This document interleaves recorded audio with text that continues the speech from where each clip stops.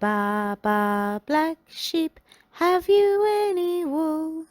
Yes, sir, 3 bags full. One for the master, one for the dame, and one for the little boy who lives down the lane. Goldilocks and the 3 Bears.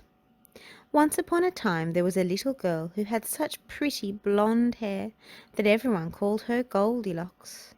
One day she was walking in the woods when she came across a little house. She knocked on the door, and when no one answered, she went inside. Now the house belonged to a family of bears. There was a great big bear, a middle-sized bear, and a little baby bear. The great big bear had made them some porridge and poured it into 3 bowls, a great big one, a middle-sized one, and a tiny one for baby bear. The porridge had been too hot to eat, so the bears had decided to go out for a walk while it cooled down.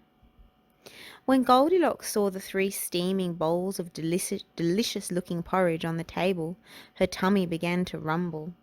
"I'll just have a little taste," she thought. "There is no one about, and I am sure that they wouldn't mind." So first she took a spoonful from the great big bowl.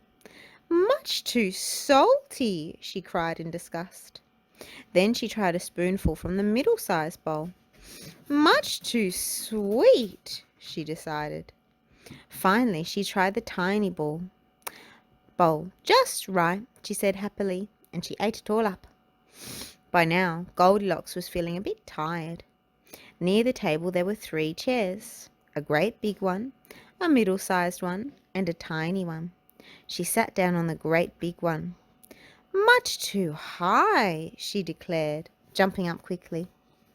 Next she tried the middle-sized one. "Much too low," she said. Finally she tried the tiny one. "Just right," she said happily, and she sat down on it. But really she was far too big for little baby bear's chair. The leg broke, and with a terrible crash, Goldilocks tumbled to the floor. "Bother," she said, as she stomped upstairs. In the bedroom she found 3 beds, a great big one, a middle-sized one, and a tiny one. First she tried the great big one. "Much too hard," she decided. Next she tried the middle-sized one. "Too soft," she declared. Finally she tried the tiny one. "Just right," she said happily, and she climbed in, pulled up the covers, and was soon fast asleep. Meanwhile the 3 Bears had returned from their walk, and they were ready for their porridge.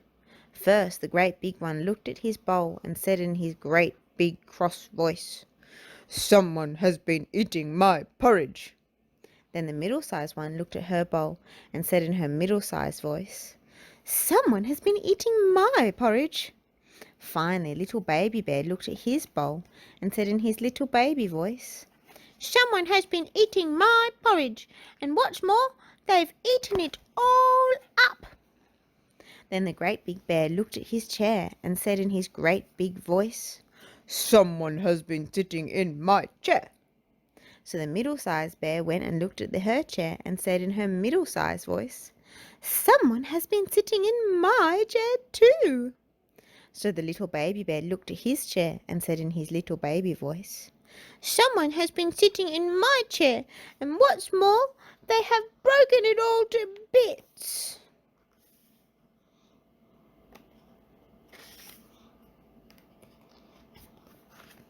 Then the 3 Bears went upstairs. The great big bear looked at his rumpled bed and cried out in his great big voice, "Someone has been lying in my bed." So the middle-sized bear looked at her bed and said in her middle-sized voice, "Someone has been lying in my bed." The little baby bear looked at his bed. "Someone has been lying in my bed," he cried, "and what's more, they are still there." With that, Goldilocks woke up. When she saw the 3 cross bears looking at her, she was very frightened indeed.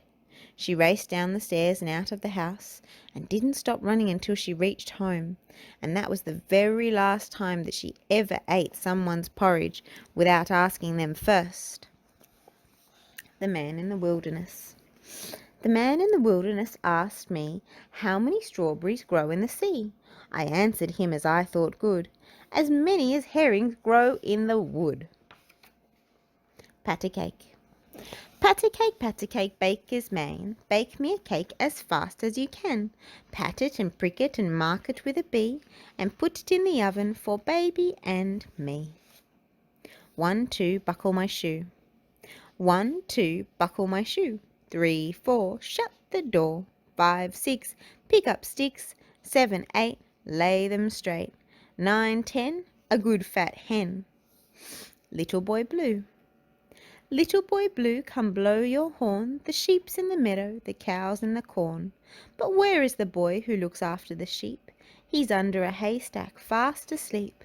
Will you wake him? No, not I, for if I do, he's sure to cry. Rock-a-bye baby. Rock-a-bye baby on the treetop. When the wind blows, the cradle will rock. When the bough breaks, the cradle will fall, and down will come baby, cradle and all. Tom the piper's son. Tom, he was a piper's son. He learned to play when he was young, but all the tunes that he could play was over the hills and far away. Jack and the Beanstalk. Once upon a time a poor widow lived with her son Jack. The only thing of any value that they owned was a cow. But the cow was growing old, and eventually it had no milk to give. "There's nothing for it, Jack," said the widow sadly. "You'll have to sell the cow." So Jack set off to market. He hadn't gone far when he met a strange old man, who said to him, "Good morning, Jack. Where are you off to?" "I'm going to market to sell our cow," Jack replied. "I'll tell you what. I'll give you this magic bean in exchange for her, and save you the bother," said the old man. "Plant it tonight, and by morning it will have grown right up to the sky." So Jack gave him the cow, took the bean, and set off home. When Jack's poor mother discovered that he had been such a fool, she was very angry. She threw the bean out of the window and sent him to bed without any supper. The next morning, when Jack woke up, the room was so dark that at first he thought it must be night time. But when he looked out, he realized that the bean his mother had thrown into the garden had sprung up into a huge beanstalk, which went up and up and up until it reached the sky. Jack jumped onto the beanstalk and climbed and climbed and climbed and climbed until at last he reached the top. When he got there, he walked around along a road until he came to an enormous house, outside of which sat an enormous woman. "Good morning. Would you like to be so kind as to give me some breakfast?" Jack asked her politely. "Be off with you," replied the enormous woman, "or it's breakfast you yourself will be.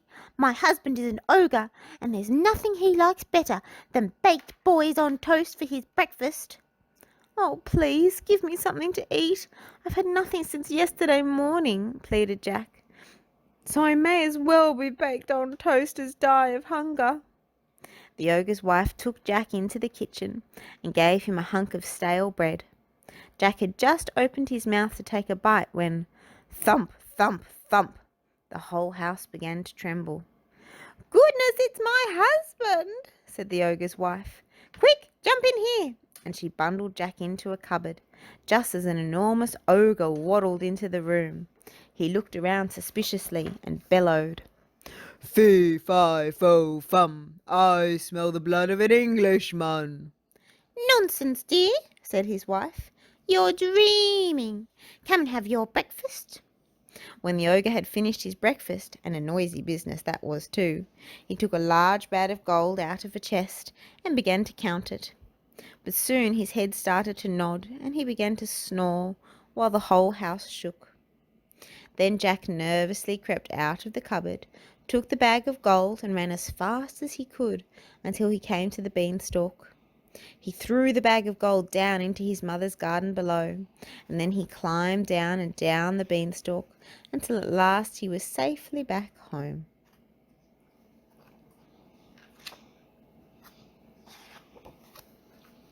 Jack and his mother spent the gold wisely, but eventually it ran out and there was no food left. Rather than see his mother starve, Jack bravely decided to climb the beanstalk one more time. So up and up he climbed, and at last he reached the top. He walked along the road until he came to the great big house, and there standing outside it as before was the ogre's wife. "Good morning," said Jack. "Would you be so kind as to give me some breakfast?" The ogre's wife didn't recognize Jack, so she took him in and gave him a crust of bread. But scarcely had he taken a bite when, thump, thump, thump, he heard the ogre's footsteps approaching. His wife bundled Jack into the cupboard just as the enormous ogre strode into the room, bellowing, Fee, fi, fo, fum, I smell the blood of an Englishman. Then, just as before, his wife distracted the ogre by giving him his breakfast. When he'd finished, he said, Wife, bring me the hen that lays the golden eggs. So she brought it, and the ogre said, "Lay!" and the hen laid an egg of solid gold.